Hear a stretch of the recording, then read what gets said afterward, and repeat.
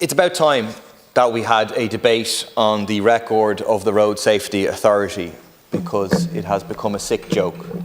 I wholeheartedly agree with the more than 30 road safety, cycling and pedestrian campaign groups across the country who have stated that they have lost confidence in the Road Safety Authority because of the sharp increase in road deaths, and they think that it is no longer fit for purpose.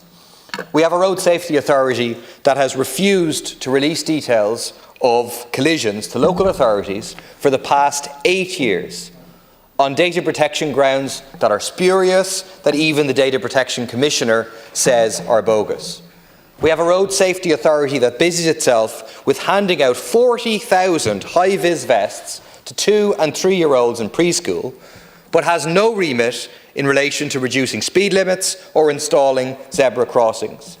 We have a Road Safety Authority whose Walking to School guide states that a responsible adult must, quote, keep hold of the hand of all children under 12 at all times, and that all children, quote, should wear high visibility clothing when out walking. What a massive restriction on the freedom of a whole generation of children, so that motorists can drive their cars whatever way they want, as fast as they want. Kids today don't have the simple freedom to play that their parents had, because cars are everywhere, dominating and taking over our public space. The direct result is a massive increase in childhood obesity, huge declines in child physical fitness, and growing mental health problems amongst our children. You might think that the Road Safety Authority are precisely the authority to do something about it. Maybe it's just under-resourced. Maybe it would do more if it had more money, but unfortunately I don't believe that's the case.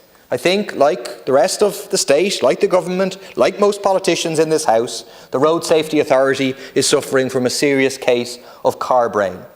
Conor Faulkner, ex-AA Roadwatch and now Chief Executive of the Royal Irish Automobile Club, chairs its annual conference. The RSA cannot see beyond the tunnel vision of the motoring lobby that it cozies up to. What we need instead is a radical transformation of road safety that puts people before cars and people's lives before the profits of the motor industry. Next Monday, I'll be launching a new campaign for a ban on fossil fuel advertising and the advertising of fossil-fuelled cars, with support from Friends of the Earth, Irish Doctors for the Environment, ActionAid, the Irish Cycling Campaign, Extinction Rebellion and others. This is both a climate, a health and a safety measure. This can be part of a transformation from the car-centric culture that we have to a people-centred culture.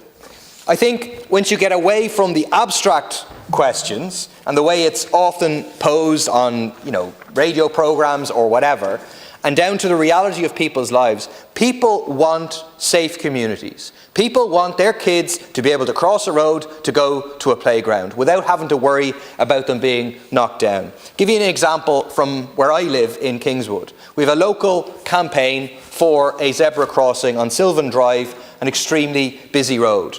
Directly on either side of the road are a playground, and now a teen space, a community centre, a primary school. On the other side of the road, a church and the local shops. People, elderly people, young people are going back and forth, and we have no controlled crossing points on that road.